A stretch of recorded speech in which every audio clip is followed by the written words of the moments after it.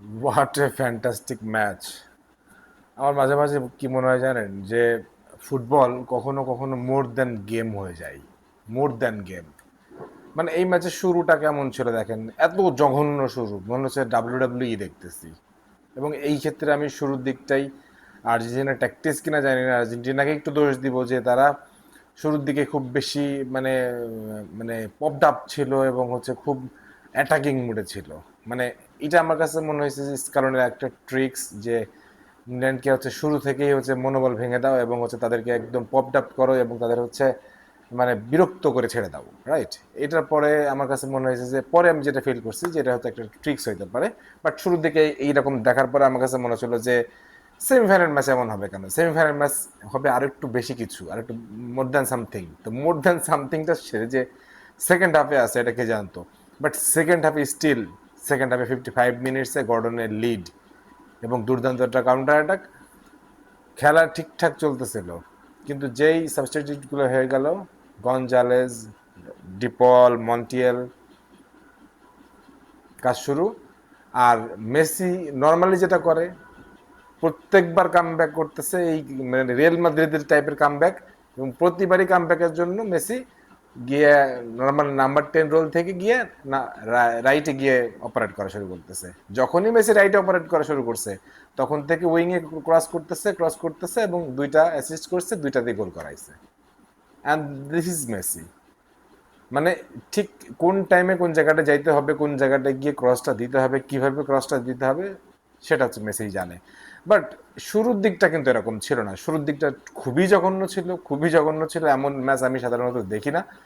কিন্তু একটা জিনিস বলতে হবে যে আমার কাছে এটা মনে হয়েছে যে স্কালোনি সম্ভবত সিমিওনেকে নামাইছিলই হচ্ছে যে মাঠের পরিবেশটা গরম করে রাখার জন্য, যেন ইংল্যান্ডের খেলোয়াড়রা মানে মেন্টালি আপসেট থাকে এবং তারা মনোযোগ নিবেশ করতে না পারে।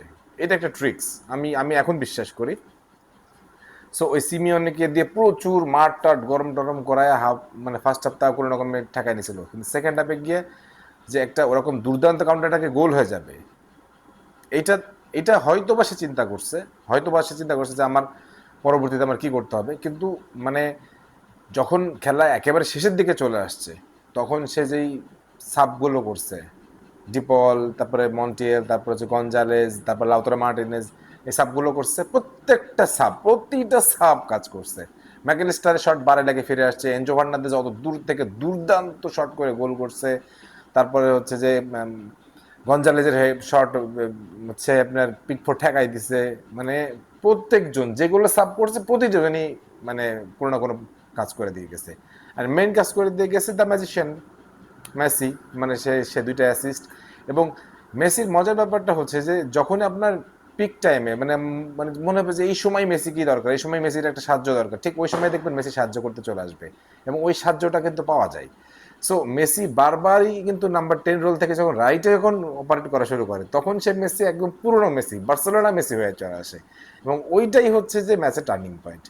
মানে একদম রাইটে অপারেট করা শুরু করা মাত্রই সে একদম তার মেইন খেলা শুরু হয়ে গেল। আর ইংল্যান্ডের কথা বলবো, খুব ভালো খেলতেছিল, কিন্তু একটা জিনিস আমি দেখছি কি, বড় দলের বিপক্ষে আপনি যত বেশি হাইলাইন ডিফেন্স মেনটেন করবেন না, আপনার হারার চান্স তত বেশি থাকবে। বড় দলের বিপক্ষে কখন হাইলাইন ডিফেন্স মেনটেন করতে হয় না, এটা আপনি হাইলাইন ডিফেন্স মেনটেন করলে গোল খাবেনই, এবং আমি দেখছি খাবেই। এবং রদ্রিগো ডিপল যে কটা ক্রস করছে শেষে সেগুলোও ছিল দুর্দান্ত। সেই জন্য ইংল্যান্ডের ভুলটা হয়েছে কি, ইংল্যান্ড তারা অ্যাটাকটা ছেড়ে দিয়ে যখন হাইলাইন ডিফেন্সে চলে আসছে, টুখেলের মতন এত একটা দুর্দান্ত মাস্টারমাইন্ড কোচ, সে কিনা এই ভুলটা করলো কি নাম জানি, কীভাবে করলাম জানি না।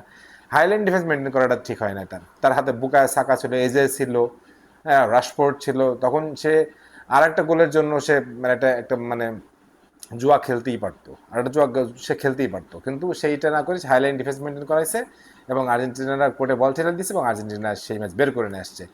এখন তো দেখতেছি যে come back king Real Madrid না বলে বলতে হবে কাম ব্যাক কিং আর্জেন্টিনা। এবং সত্যি কথা বলতেছি, লাস্টের দিকে আর্জেন্টিনা যেরকম খেলছে, মিশরের সাথে যেভাবে কামব্যাক করছে, তারপর হচ্ছে কেপভার্ডের সাথে যেভাবে কামব্যাক করছে, আজকে যেভাবে কামব্যাক করলো, তাতে আমার কাছে মনে হয় স্পেনের সাথে যে ফাইনালটা আসছে যে এটা একটু এবার এবার একটু আপনাদের নড়ে চড়ে বসতে হবে, যে এটা হচ্ছে একটা কি মানে হয়। কিন্তু স্পেন যেরকম আউটপ্লেড করছে ফ্রান্সকে, মেসি তো মানে আর্জেন্টিনা তো আর আউটপ্লেড করতে পারলো না ইংল্যান্ডকে, তো সেই জায়গাটাই হয়তো বা স্পেনকে সবাই একটু আবার আগায় রাখবেন, কিন্তু যে বললাম যে কামব্যাকের যে নেশা মেসিদের মধ্যে ঢুকে গেছে, আর্জেন্টিনার মধ্যে ঢুকে গেছেন কামব্যাকের নেশা, এই নেশা যদি ঢুকে যায় বা এই নেশা যদি পেয়ে বসে, তাহলে কিন্তু স্পেনেরও খবর আছে। এবার আপনারা কি ভাবতেছেন সেটা অবশ্যই একটু কমেন্ট সেকশনে জানাবেন।